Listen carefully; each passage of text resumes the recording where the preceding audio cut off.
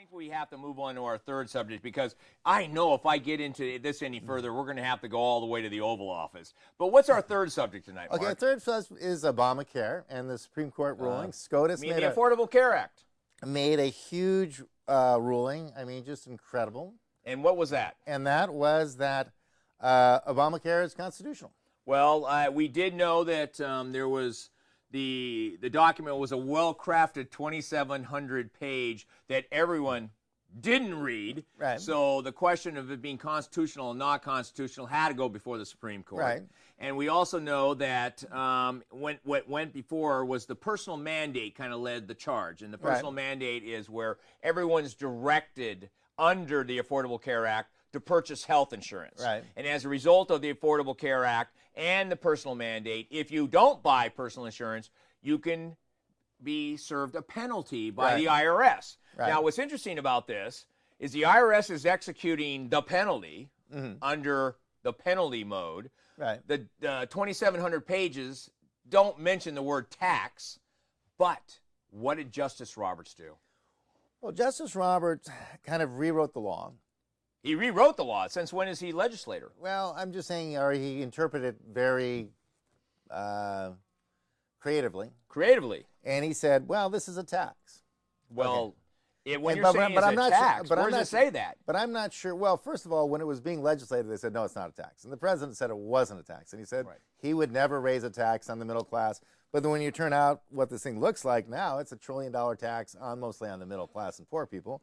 And also it attacks Medicare, it attacks old people, it attacks poor people. It's a very regressive, terrible tax for, you have this class warfare thing. Oh, well, let's tax the rich. Let's do this.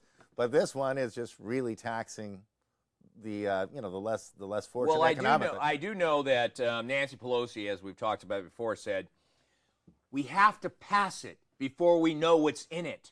And what I have found, there's 21 new taxes, eight that target people below $100,000 earners. Sure.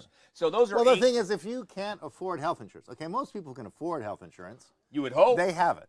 Yeah, if they can afford it, they would. Generally, they have it. And so, if you're going to penalize people who can't afford it, well, you're penalizing people that are scrimping and they really can't afford to do insurance. So you're, almost by definition, you're going to go after poor people. So it's definitely it's a thing for going after poor people, and then you're wiping out big hunks of money that were going to go to Medicaid, Medicare, right? Yeah, well, Medicare they're cutting back a half a trillion. They're cutting that back. So you're going after the poor, you're going after the old, you're basically pushing Granny over the cliff, But that commercial showed the Republicans doing that. But who's really wait a minute, doing that? I always get mixed up about that. Oh, that's right, that's right. It showed Romney pushing the person over. And so, or Scott Walker pushing him over the cliff. But that's a Republican as compared to the Affordable Care Act. But what's nice about it is now that they have a tax, of course, they didn't really mention this when they're selling the bill, but now when you sell your house, you have a little surprise, too. Yeah, I understand now that when you sell your home, you have to pay money as a result of the Affordable Care Act tax. And that money is supposed to go to pay for the Affordable Care Act, when in fact,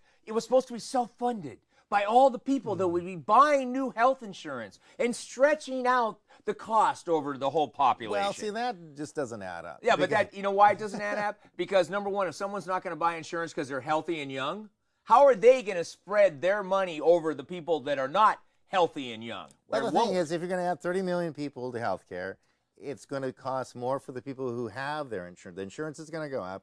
Their care is going to go down. You get the same amount of hospitals and nurses. It means you're going to be waiting more in line. And in the end of it, your government's going to decide, okay, if you have a sore knee, then you can't walk on that knee. Too bad. You've only got to live 20 more years. You don't get any. This is you can where, hobble around. Do you realize the death panels that were? Well, it's not just death panels. They got bureaucrats watching who should get operations. No, but I mean, they're going to do like a Curals, and they're going to say, okay, you're 75 years old.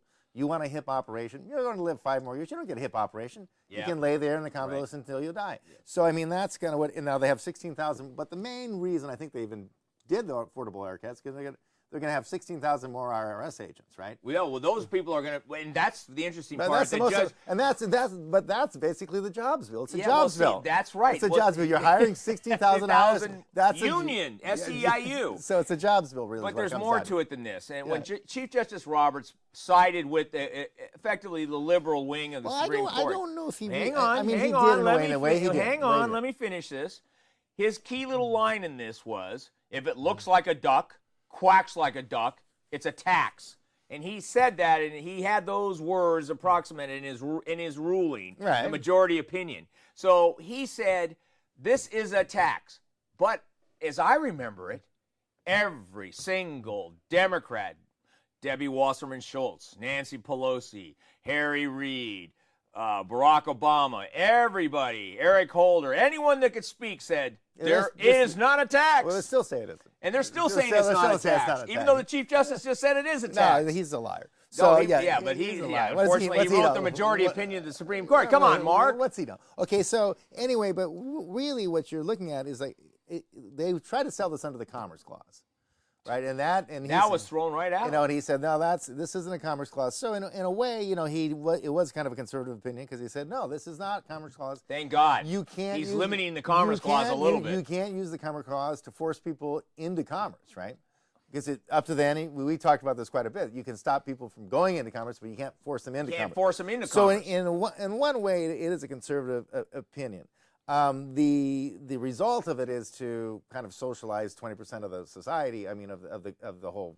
Well, where those numbers really pay off here, Mark, is that the Affordable Care Act effectively takes control of 17% of the entire economy of this country. Right. And when you take over 17% of any economy or of anything else, you're taking over a major portion of that, whatever it was. And if it's the economy of the U.S., that's a huge imposition on all of us, as we sit here today. I just think it's pretty, basically, like used to be, you went to your doctor, you paid your insurance, whatever you did.